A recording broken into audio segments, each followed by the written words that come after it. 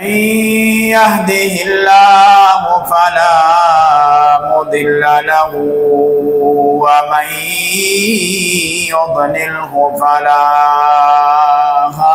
هادي له.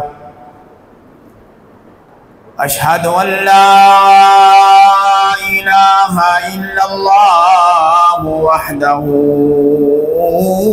لا شريك له، وأشهد أن محمدًا عبده ورسوله.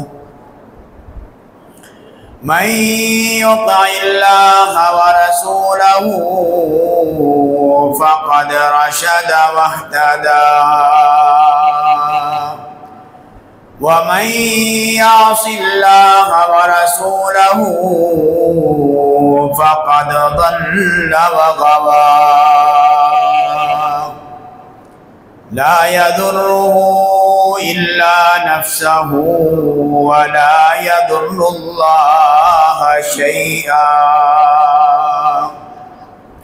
اللهم صل على محمد وعلى آل محمد كما صليت على إبراهيم وعلى آل إبراهيم إنك حميد مجيد. اللهم بارك على محمد وعلى آل محمد كما باركت على إبراهيم وعلى آل إبراهيم إنك حميد مجيد. يا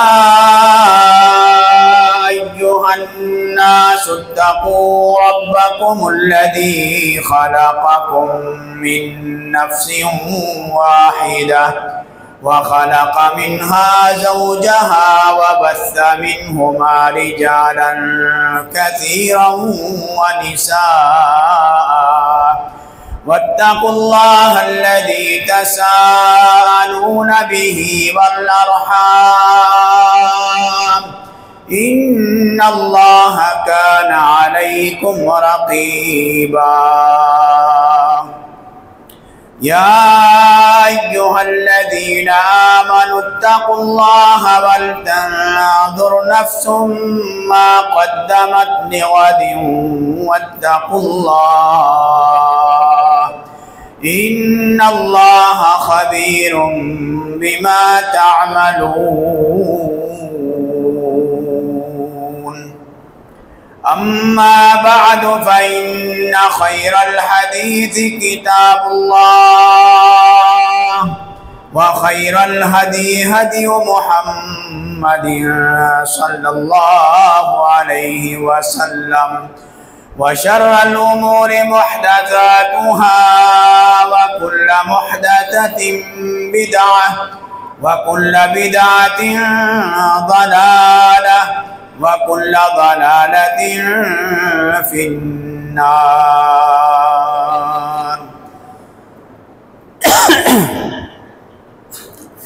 قال الله سبحانه وتعالى: ولقد آتينا لقمان الحكمة أن اشكر لله ومن يشكر فإنما يشكر لنفسه ومن كفر فإن الله غني حميد.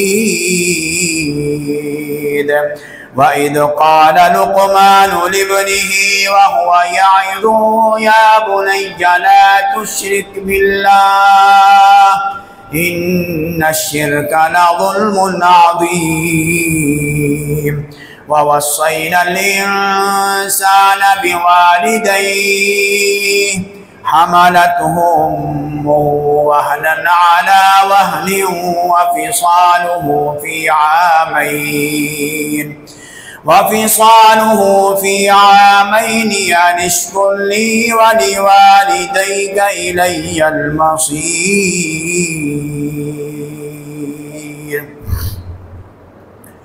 अम्मा बादु फ़इन्न खैरल हदीस किताबुल्लाह व खैरल हदी हदी मुहम्मदिन सल्लल्लाहु अलैहि वसल्लम व शर्रल उमूरि मुहदसातुहा व इन्न कुल्ल मुहदसतिन बिदअह व कुल्ल बिदअतिन ज़लालह व कुल्ल ज़लालतिन फिन्नार।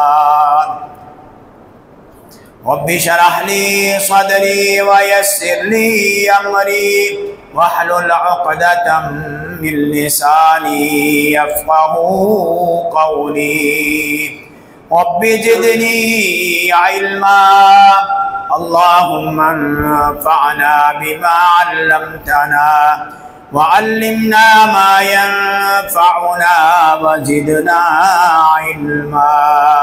सुब्हानक ला इल्म लना इल्ला मा अल्लमतना इन्नक अंतल अलीमुल हकीम।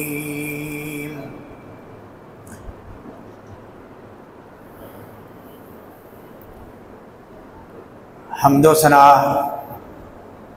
और सलातो सलाम के बाद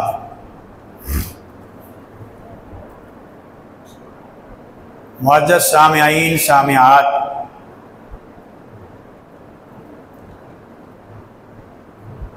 आज के खुतबा जुमा का मौदू है औलाद की तरबियत सीरतुन नबी सल्लल्लाहु अलैहि वसल्लम की रोशनी में।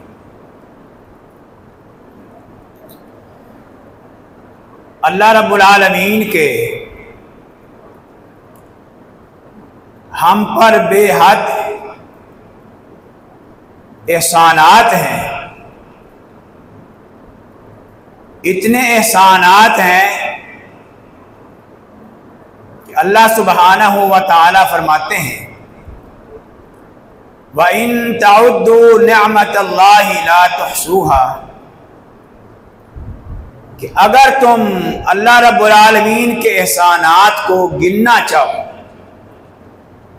शुमार करना चाहो, ला तुहसूहा, उनको शुमार नहीं कर सकते।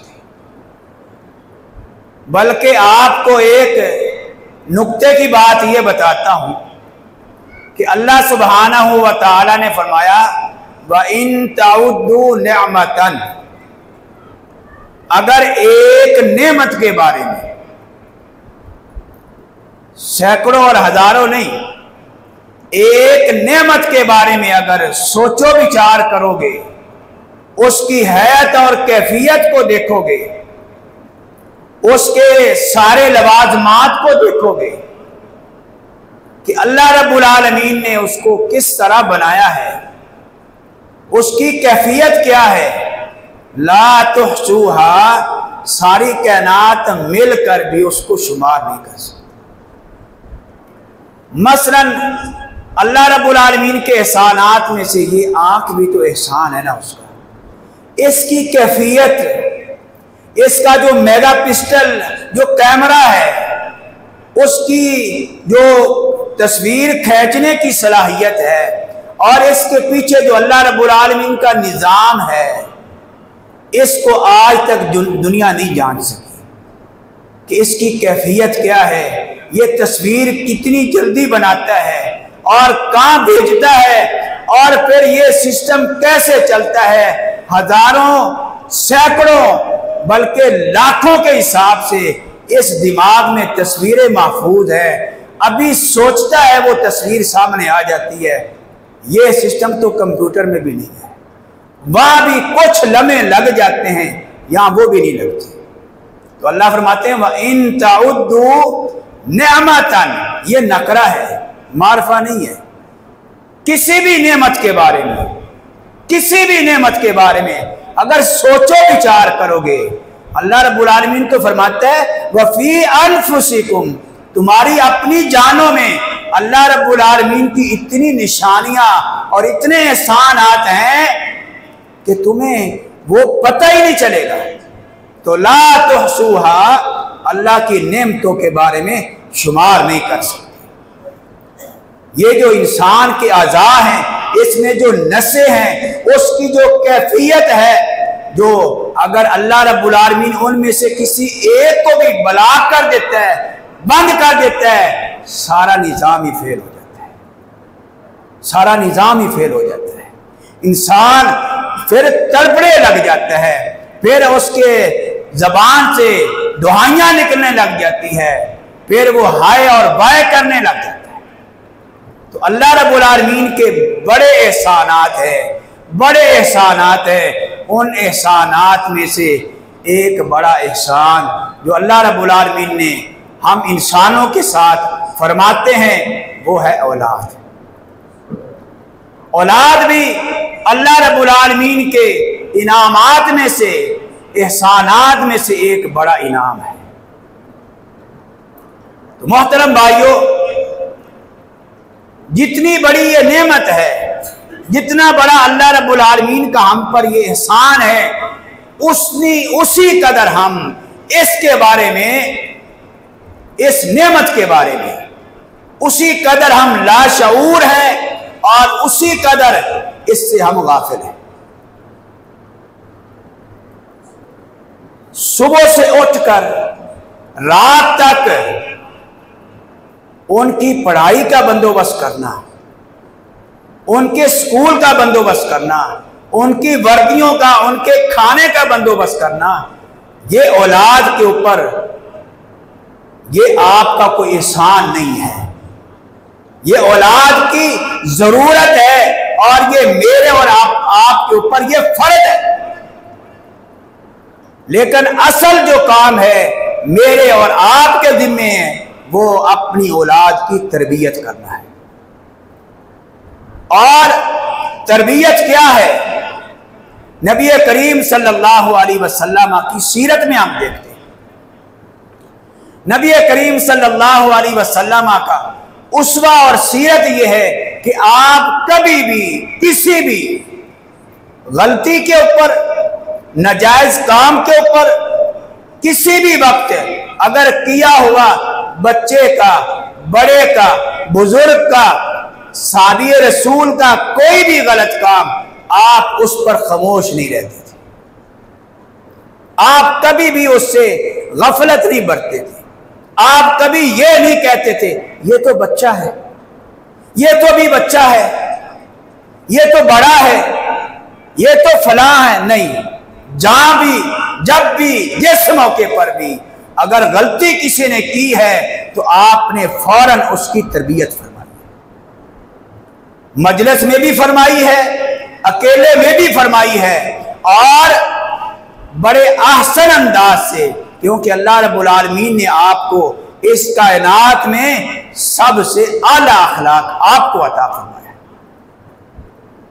चंद एक वाक़यात आपके सामने रखता हूं जो सही हदीस में, सही बुखारी से लेकर कुतुबे सित्ता में सब में मौजूद है कि नबी अलैहिस्सलातु वस्सलाम बच्चों की, बड़ों की और यहां तक कि अज़वाजे मुतहरात की भी तरबियत में आप पीछे नहीं हटते थे। कभी ये नहीं कहते थे जाने दो, कोई मसला नहीं, फिर समझा देंगे। हाँ, जहां जिस मौके पर गलती की फौरन उसकी इस्लाह फरमाई, फौरन उसको रोका, फौरन उसको बताया कि ये आपका काम गलत है, अल्लाह रब्बुल आलमीन की नाराजगी का सबब है। सबसे पहले अब्दुल्लाह इब्न अब्बास रज़ी अल्लाह ताला अन्हुमा, ये कौन है? ये आपके चचाजाद भाई हैं। और कैसे हैं, सलाहियत कैसी है, अल्लाह रब्बुल आलमीन ने कितनी जहानत दी है, कितने फकीर हैं, अल्लाह रब्बुल आलमीन ने कितना अदब सिखाया है, और कितने जो है अल्लाह रब्बुल आलमीन ने साहिब इल्म बनाया कि सिर्फ 15 साल की उम्र में, सिर्फ 15 साल की उम्र में अब्दुल्लाह इब्न अब्बास फकीहुल उम्मा और हिब्रुल उम्मा, इस उम्मत के सबसे बड़े फकीर थे, सबसे बड़े मुफस्सिरे कुरान थे, उम्र क्या है? 15 साल। हम तो बच्चे कह के ही छोड़ देते, हम तो कहते बच्चे हैं, और ये बच्चे हैं 15 साल के, और क्या है? मुफस्सिर कुरान है। कुरान मजीद की कोई आयत भी अगर उसकी तफसीर नहीं समझ आती, अब्दुल्ला इब्ने अब्बास की तफसीर को समझना पड़ेगा। अब्दुल्ला इब्ने अब्बास से उसकी तफसीर मौजूद है, वो पढ़नी चाहिए। तो क्या कहते हैं अब्दुल्ला इब्ने अब्बास, नबी अलैहिस्सलातु वस्सलाम के पीछे सवारी पर बैठे हैं। मोहतरम भाइयों, समझने की बात है कि नबी सल्लल्लाहु अलैहि वसल्लम तरबियत कैसे फरमाते हैं, क्योंकि सारी उम्मत ही आपके लिए बतौर औलाद है। आपने अपनी उम्मत की तरबियत फरमाई, उनकी इस्लाह फरमाई, और अल्लाह रब्बुल आलमीन का भी हुक्म यह है, व अस्लिहू ज़ाता बैनिकुम, एक दूसरे की इस्लाह करते रहा करो, एक दूसरे को समझाते रहा करो, एक दूसरे को नेकी और अच्छाई की बात बतलाते रहा करो। तो फरमाते हैं मैं नबी सल्लल्लाहु अलैहि वसल्लम के पीछे बैठा हुआ था। आप फरमाया या गुलाम, ए लड़के, लड़के तो थे, कोई 20-25 साल उम्र नहीं थी, लड़के थे, और हमारे हिसाब से बिल्कुल ही बच्चे थे। फरमाया या गुलाम, ए लड़के।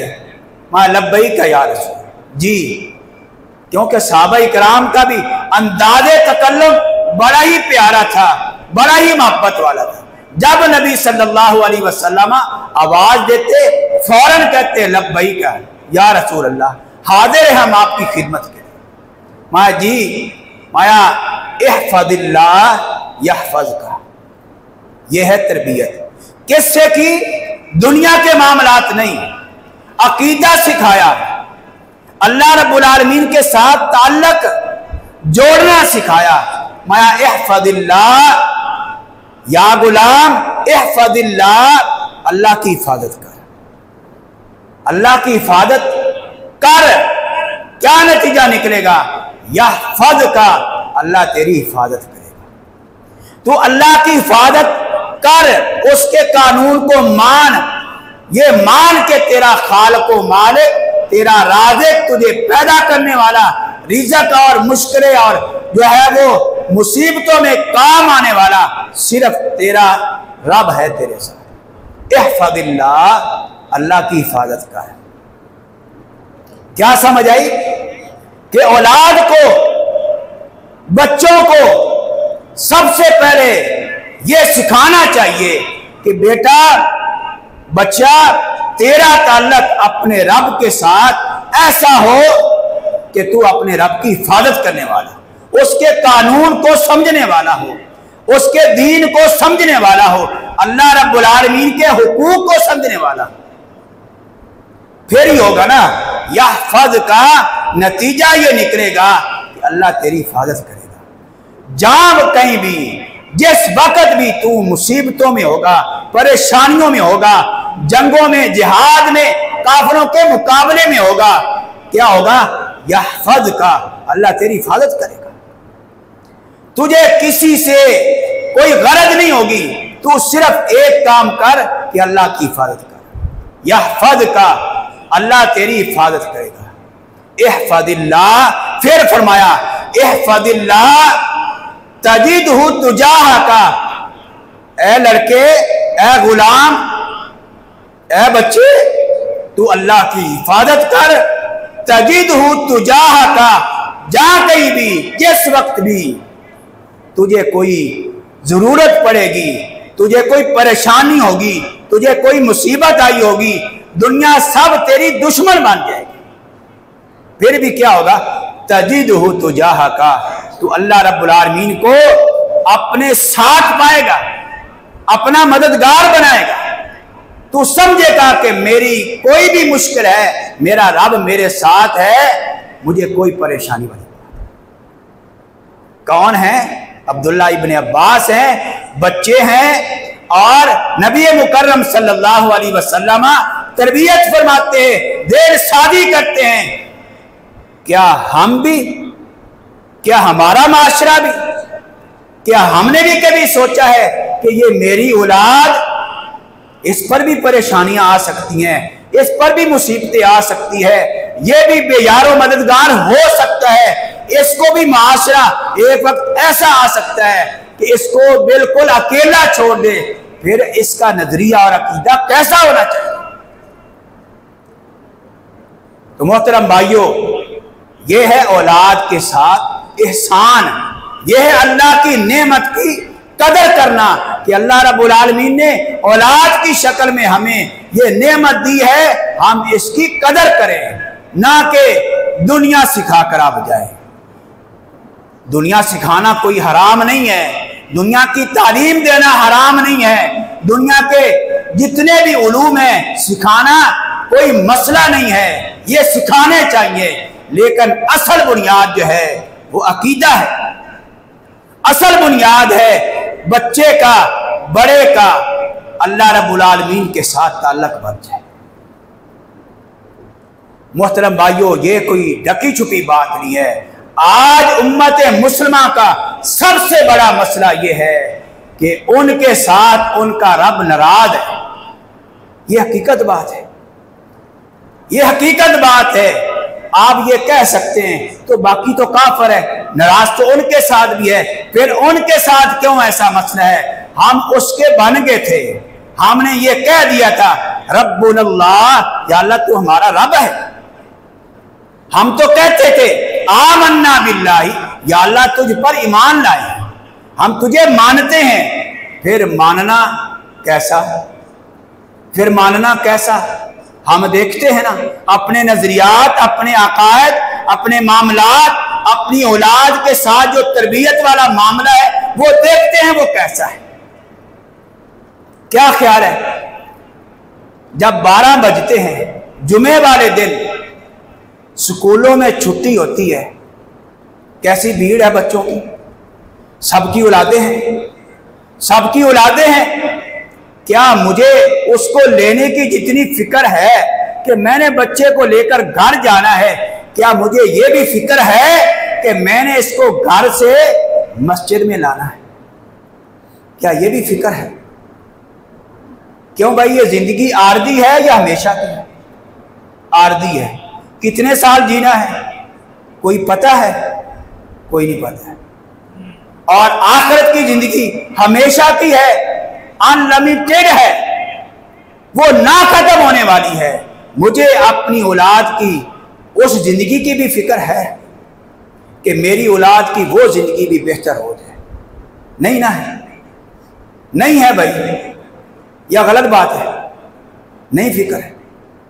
कभी हमने भी ये सोचा कि मैं फजर की नमाज में जा रहा हूं, मैं जुमे के लिए जा रहा हूं, तो मेरा बच्चा भी मेरे साथ हो, मेरी औलाद भी मेरे साथ हो? नहीं, बहुत कम है, बहुत कम लोग हैं। नबी अलैहिस्सलातु वस्सलाम हिब्रुल उम्मा है। इस कायनात में असहाबे रसूल में सबसे बड़े फकीह है अब्दुल्ला इब्न अब्बास। उसकी तरबियत फरमाते हैं, ऐ अब्दुल्ला, इहफदिल्लाह यहफज़का, इहफदिल्लाह तजिदहु तुजाका। और फरमाया ये भी बात कान खोल के सुन ले, ऐ अब्दुल्ला, अगर इस कायनात की सारे लोग, इस कायनात की सारी उम्मत वाला विजय तमाअत, अगर सारी दुनिया एक तरफ इकट्ठी हो जाए, किस बात पर? अला यनफाऊ का, ये सही बुखारी की रिवायत है, इस बात पर इकट्ठी हो जाए कि आपको नफा पहुंचाएंगे, आपको फायदा पहुंचाएंगे। लम यनफाऊ का इल्ला मा कद कतबहुल्लाहु लका, सिर्फ उतना नफा तो पहुंचा सकते हैं जितना अल्लाह रब्बुल आलमीन ने आपके मुकद्दर में लिखा है, उससे ज्यादा सारी कायनात मिलकर भी आपको नफा नहीं पहुंचा सकती। ये अकीदा सिखाया है। ये नहीं कहा बच्चा है कोई मसला नहीं, बड़ा होके सीख लेगा। नहीं, बच्चे को बच्चा समझ के छोड़ नहीं दिया, अपने पीछे बिठाया, साथ साथ उनकी तालीम और तरबियत का भी बंदोबस्त किया, और तालीम और तरबियत में सबसे बुनियादी बात है कि कुरान और सुन्नत की तालीम देना, उसको अकायद सिखाना, उसको अल्लाह रब्बुल आलमीन की मार्फत करवाना, उसको उसके रब की पहचान करवाना। मोहतरम भाइयों, इसमें एक सबसे बड़ी वजह तो यह है कि इस वक्त जितने भी वालिदैन हैं इल्ला माशाअल्लाह, उन सब के पास भी किताब और सुन्नत का इल्म नहीं है। वो सब भी कुरान और सुन्नत की मार्फत से बहुत पीछे हैं। अब वो बताएं कि वो अपने बच्चों को कुरान और सुन्नत का अकीदा कैसे सिखाएंगे? अब इसका हल क्या है? चलो आप नहीं समझ सके, आपके पास इल्म नहीं है, आप नहीं समझा सके, कम अज कम इस वक्त बेशुमार मसाजिद में अहलुल इल्म मौजूद हैं, वो आपके बच्चे को सही अकीदा सिखा सकते, कुरान और सुन्नत वाला अकीदा, कोई फिरके वाला नहीं, किसी इमाम वाला नहीं, किसी पीर वाला बुजुर्ग वाला नहीं, सिर्फ वो अकीदा जो जनाब मुहम्मदुर रसूलुल्लाह सल्लल्लाहु अलैहि वसल्लम अपने सहाबा को सिखाते। फिर फरमाया, ए इल्म जान ले अब्दुल्ला, जान ले, तेरे पास ये इल्म होना चाहिए, तेरा ये अकीदा पुख्ता हो जाना चाहिए। क्या? अगर सारी कायनात मिलकर अला अन यदुर्रू का तुझे नुकसान पहुंचाने पे आ जाए, क्या है? नुकसान पहुंचाने पे आ जाए, तेरा रिश्ता ना होने दे, तेरा कारोबार ना चलने दे, है तुझे नुकसान पहुंचाए, तेरे कत्ल के दर पे हो जाए, नबी अलैहिस्सलातु वस्सलाम ये अकीदा पुख्ता कर ले, अगर अल्लाह रब्बुल आलमीन आपको नुकसान ना पहुंचाना चाहे, सारी कायनात मिलकर आपको नुकसान नहीं पहुंचा सकती। कैसा अकीदा सिखाया? मोहतरम भाइयों, हम जो नमाज भाई पढ़ते हैं, नमाज के बाद एक दुआ पढ़ते हैं, कभी हमने गौर किया ये दुआ कितनी जामे है और ये दुआ कितनी जबरदस्त दुआ है? अगर वाकईतन हर मुसलमान, हर मेरा भाई ये दुआ और इसका तर्जुमा सीख ले, वो भी इसी हदीस का तर्जुमा है। माया अल्लाहुम्मा ला मानिया लिमा आतैता, या अल्लाह जिसको तू दे दे उससे कोई छीन नहीं सकता, उससे कोई रोक नहीं सकता, उससे कोई वापस नहीं ले सकता। लिमा आतैता वला मुअतिया लिमा मनाता, और जिसको तू दे दे उससे कोई रोक नहीं सकता। हाँ, अब कितने लोग हैं नमाज भी पढ़ते हैं, नमाज भी अदा करते हैं, नमाज के बाद ये दुआ भी पढ़ते हैं, लेकिन अकीदा पुख्ता नहीं है, इसके बावजूद भी बड़े ज़ईफ़ुल एतिक़ाद है, बड़ा कमजोर नजरिया है। कभी उससे डर गए, कभी दरख्त से डर गए, कभी बिल्ली से डर गए, कभी कुत्ते से डर गए, कभी कोई नजरिया बना लिया, कभी कोई नजरिया। वजह क्या है? वजह यह है कि हमने नमाज तो सीखी, नमाज बाद तर्जुमा नहीं सीखी, दुआएं तो सीख ली, दुआ का तर्जुमा नहीं सीखा। मैं एक मिसाल देता होता हूं, अगर कोई शख्स आपको अंग्रेजी जबान में 50 गालियां निकाल दे, आपके कान में वो आवाज जाएगी, जाएगी ना, लेकिन आपके जिस्म में कोई हरकत नहीं होगी, आपका चेहरा वैसे ही रहेगा, आपका ब्लड प्रेशर भी बिल्कुल वैसे ही रहेगा। लेकिन यही गालियां अगर वो 50 नहीं, सिर्फ एक गाली आपको आपकी जबान में दे दे, क्या ख्याल है? ये जिस्म कांपने लग जाएगा, चेहरा सुर्ख हो जाएगा, आपका गुस्सा इंतहा पे चला जाएगा। वजह क्या है? आपने उसकी गाली को समझ लिया। तो मोहतरम भाइयों, नमाज अगर हम पढ़ते हैं, पढ़नी चाहिए, ये फर्ज है, अल्लाह का सबसे बड़ा फरीदा है मुझ पर और आप पर कलमे तौहीद के बाद।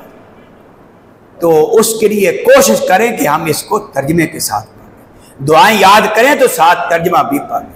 तो अब्दुल्ला को कहा कि आपने ये नजरिया बनाना है, ये अकीदा बनाना है कि इस कायनात में अगर अल्लाह रब्बुल आलमीन आपको नुकसान पहुंचाएं तो सारी कायनात मिलकर आपको फायदा नहीं पहुंचा सकती है। अगर फायदा अल्लाह रब्बुल आलमीन पहुंचाना चाहे, सारी कायनात मिलकर आपको नुकसान नहीं पहुंचा सकती। फिर देखिए कैसे नबी सल्लल्लाहु अलैहि वसल्लम बच्चों की औलाद की तरबियत फरमाते हैं। यही अब्दुल्ला इब्न अब्बास, इनकी जो खाला है वो जनाबे मैमूना रदी अल्लाह ताला अन्हा नबी अलैहिस्सलातु वस्सलाम की ज़ौजा है, मेरी और आपकी माँ है और उम्मुल मोमिनीन है।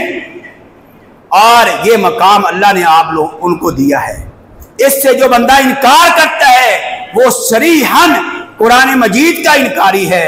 जो अज़वाजे मुतहरात को अपनी माँ नहीं मानता वो हकीकत में अल्लाह की बात नहीं मानता, कुरान मजीद को नहीं मानता।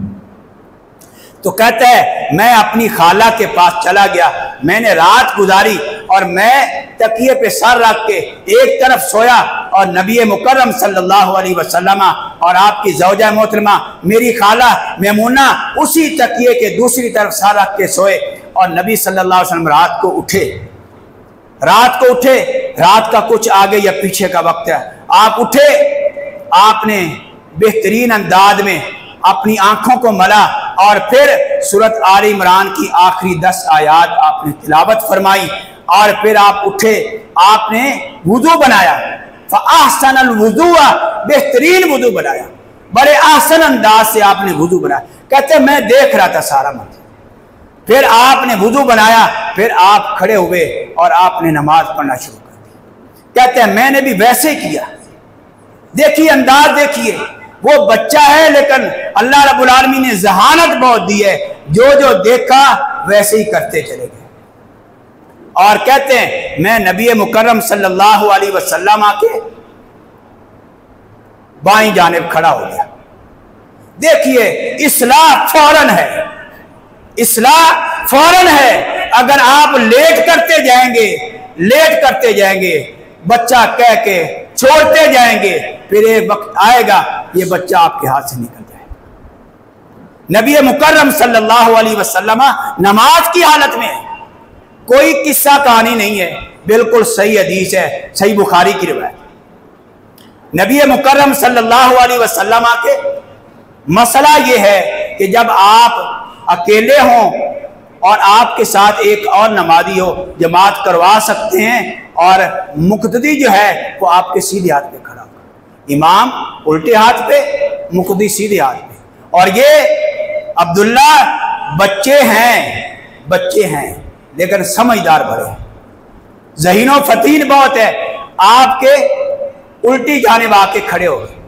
नबी मुकर्रम सल्लल्लाहु अलैहि वसल्लम नमाज की हालत में कान से पकड़ा, ऐसे घुमाया, कान से पकड़ के ऐसे घुमाया और अपनी सीधी जानिब खड़ा कर दिया। तरबियत फरमाई, सारी जिंदगी ये बात याद रही और ये मसला वाज़े हो गया कि जब दो बंदे नमाज जमात करवाएंगे तो मुक्तदी कहाँ खड़ा होगा, इमाम कहाँ खड़ा होगा। ये मसला भी वाज़े हो गया और अब्दुल्ला रज़ी अल्लाह ताला अन्हु को सारी जिंदगी ये मसला बोला भी। ये तरबियत है, ये अकीदा की भी तरबियत फरमाई, मसाइल में भी तरबियत फरमाई, नमाज की भी तरबियत फरमाई। और फिर सारा वाकया भी अब्दुल्ला इब्न अब्बास बयान करते कि मैं जब आपके साथ खड़ा हुआ, आपने सूरह बकरा पढ़ी, फिर सूरह निसा पढ़ी, फिर आले इमरान पढ़ी और फिर आपने रुकू किया। मैं सोचता रहा कि आप अभी रुकू करेंगे। कितने पारे पढ़ लिए? 7.5 पारे पढ़े नबी सल्लल्लाहु अलैहि वसल्लम ने। कब? रात को जब आप उठे। और ये अब्दुल्ला भी साथ ही खड़ा रहा। बच्चे तो भाग जाते, बच्चे तो दरम्यान में छोड़ के भाग जाते। दिल में ख्याल आता रहा कि आप अभी रुकू करेंगे। आपका रुकू भी बहुत लंबा था, फिर आपने सजदा किया, वो भी बड़ा लंबा। ये एक अलग बात है। तो जो मैं बात कर रहा हूं वो ये है कि आप जब बच्चे की गलती देखें, मुझे और आपको ये करना चाहिए कि बड़े आसान अंदाज से, थप्पड़ से नहीं, डंडे से नहीं, बड़े आसान अंदाज से फौरन उस बच्चे को बताए, बेटा ये आपकी गलती है, आप इसकी इस्लाह करें। एक और रिवायत 401 नंबर हदीस है सही बुखारी की। आपने बच्चों को भी नहीं पीछे छोड़ा और आपने बच्चियों को भी पीछे नहीं छोड़ा। रुबैया बिन्ते मुअव्विद रज़ी अल्लाह ताला अन्हा फरमाती हैं कि मेरा शादी वाला दिन था और मेरे घर में नबी अलैहिस्सलातु वस्सलाम तशरीफ लाते हैं और बच्चियां जो है ना यंदुबना बिदफ, वो दफ जो है ना उसको बजा रही थी छोटी बच्चियां। ये जुवैरिया जो है ना लफ्ज अरबी लुगत में इसको देखना चाहिए, इसके माने आज के उलमा से नहीं लिया जाएगा ना किसी और से लिया जाएगा। जुवैरिया का माना छोटी बच्चियां हैं जो बलूगत से पहले, बड़ी नहीं है। जो हदीस में जो अल्फाज है उसको वैसे ही लेना चाहिए, अपने मसाइल तो खदरी ना करने चाहिए। तो कहती वो दफ बजा रही थी और उनमें से एक बच्ची ने पढ़ा वफीना नबियुन यअलमु मा फी गद, हमारे अंदर नबी अलैहिस्सलाम चूंकि तशरीफ ला चुके थे, आप बैठ गए। वो बच्ची कहती है जिसकी शादी थी कि मेरे सामने ऐसे बैठ गए जैसे तू बैठी है, और साथ बच्ची को समझा भी रहे। तो कहती है कि नबी अलैहिस्सलातु वस्सलाम तशरीफ लाए तो हमारे में से एक बच्ची ने ये शेर पढ़ा, हालांकि वो पहले जो अशार पढ़ ली थी वो असहाब बदर के बारे में पढ़ ली थी, जो असहाब जो नबी अलैहिस्सलातु वस्सलाम के मारका बदर में कुफ्फार से लड़ते हुए शहीद हो रहे थे उनको याद करी थी, शुहदा को याद करी, अपने जो अकाबिर है जो अल्लाह के रास्ते में जिहाद करते हुए शहीद हो गए थे उनको याद करी थी, उनकी तारीफ कर रही थी, उनकी शुजाअत का जिक्र कर रही थी। गलीद गंदे और फहाशी वाले और यानी वाले शहवात वाले अशार नहीं पढ़ रही थी, बल्कि शुहदा का जिक्र हो रहा था।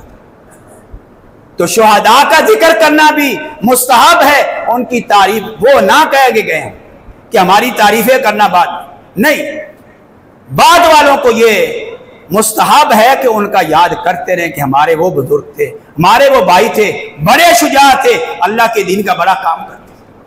तो कहती है शेर पढ़ते पढ़ते एक बच्ची ने ये पढ़ा वफीना नबियुन यअलमु मा फी गदिन, कि हमारे अंदर ऐसा नबी है जो कल की बात जानता है। यह भी अकीदे का मसला था, यह भी नजरियात का मसला था। अल्लाह रब्बुल आलमीन के बारे में अकीदा क्या होना चाहिए और नबी अलैहिस्सलातु वस्सलाम के बारे में अकीदा क्या होना चाहिए, वो बच्ची पढ़ रही नबी अलैहिस्सलातु वस्सलाम ला तक़ूली हादा, ए बच्ची ये ना पढ़, ये ना कह, वक़ूली मा तक़ूलीना, वही बात कहो, वही अशार पढ़ो, वही शुहदा का जिक्र करो जो पहले कर रही थी, ये अल्फाज ना कहो। फौरन हम भी तो बच्चियों वाले हैं, हमारी बच्चियां, आप पूरे बाजार में चले जाएं, पूरा लिबास नहीं मिलता बच्चियों का, पूरा लिबास नहीं मिलता, हम तो बच्चियां कह के ही छोड़े जा रहे हैं। और फिर जो हमारे माशरे में जो नुकसानात हो रहे हैं इसकी वजह से जो बंदा गलत है वो ये नहीं देखता कि ये बच्ची है या नौजवान है, ये काली है सफेद है, उसने बुरा काम कर देना। असल जिम्मेदारी वालिदैन की है कि वह अपनी बच्चियों की तरबियत करें। मेरे भाइयों, क्या बच्चियों के लिए 7 साल की, 8 साल की, 9 साल की बच्चियों के लिए लिबास कैसा होना चाहिए? क्या उनके लिए हाफ बाजू पहनना, उनके बाजुओं का नंगा होना ये जायज है? उनकी टांगों का नंगा होना जायज है? वो सारा मेकअप करके, पूरी औरतों वाला मेकअप करके बाजार में जाए, शादियों में जाए, क्या ये जायज है? हम इस बात पे क्यों नहीं आते कि हम अपनी बच्चियों को संभाल के रखें, उनकी तरबियत करें, उनको बताएं बेटा नहीं, ये हमारे नबी की जो उस्वा है उसके ये खिलाफ है। मेरे भाइयों, औलाद बड़ी नेमत है, औलाद बड़ी नेमत है, लेकिन इसकी कदर करना, इसको दीन सिखाना, ये क़यामत वाले दिन मेरे और आपके लिए निजात का जरिया बनेगा। और अगर हमने ये ना किया, फिर सुनिए सूरत तगाबुन की आखिर दूसरे रकू में अल्लाह फरमाते हैं इन्नमा अमवालुकुम व औलादुकुम अदुव्वुल लकुम, यकीनन जरूर बजरूर ये तुम्हारी औलाद, तुम्हारा माल, ये तुम्हारा दुश्मन है। कौन कह रहा है? किसी मौलवी ने कहा है, किसी पीर ने कहा है, किसी बुजुर्ग ने कहा है? नहीं, अल्लाह सुब्हानहू व तआला खुद फरमाते हैं जो हमें ये औलाद देने वाला है, वो कहता है मेरे बंदो, ये तुम्हारा माल और ये तुम्हारी औलाद अदुव्वुल्लकुम, ये तुम्हारी दुश्मन है, फहज़रूहुम, इनसे बच के रहो। कैसे बचेंगे? क्यों भाई, औलाद के फितने से बंदा कैसे बच सकता है? ये मैं और आप गौर से सोचे ना। अगर हम इनकी तरबियत करके गए, इनको दीन सिखा के गए, इनको अल्लाह की मार्फत सिखा के गए, ये मेरी और आपकी निजात का जरिया बनेगा और मेरे और आपके लिए बाद में ये दुआएं करेंगे। हाँ, जब बंदा दुनिया से जाता है तो अपने साथ 3 चीजें साथ जाती हैं उसकी। रिश्तेदार भी साथ जाते हैं और 4 भाई भी साथ जाती है, उसके अमाल साथ जाते हैं, अमाल साथ रह जाते हैं, बाकी सब वापस आ जाते हैं। तो हमने अपने लिए अमाल को आगे साथ लेके जाना है, हमें उसका बंदोबस्त करना चाहिए और उसकी एक शक्ल औलाद की सूरत में। माया इदा मातल इंसान इनकता अनहु अमलु इल्ला मिन सलासिन, जब बंदा फौत हो जाता है उसके सारे अमाल खत्म हो जाते हैं, इल्ला मिन सलासिन, मगर 3 अमाल ऐसे हैं कि जो उसके साथ पीछे उसका बैंक बैलेंस भरते रहते हैं, चलता रहता है काम। ये दुनिया से चला गया लेकिन बाद में नेकियां जा रही। क्यों भाई, अगर एक बंदा काफिर से लड़ रहा हो, दुश्मन फौज से लड़ रहा और उसको पीछे सपोर्ट मिल रही है पूरी की पूरी, ये बंदा सालों साल अकेला ही लड़ सकता है। क्यों जी, उसको एम्यूनेशन मिल रहा है, उसको बंदूक मिल रही है, गोलियां मिल रही हैं, उसको पीछे बारूद मिल रहा है। वो अकेला बंदा मोर्चे में बैठा हुआ बड़े दिनों तक लड़ सकता है। अगर पीछे ही खत्म हो गया फिर अकेला लड़ना पड़ेगा। अकेले के पास वसाइल कोई नहीं है, अकेले पास अमाल कोई नहीं है, अकेले के पास इतना बारूद नहीं है, इतना असला नहीं है, कब लड़ेगा?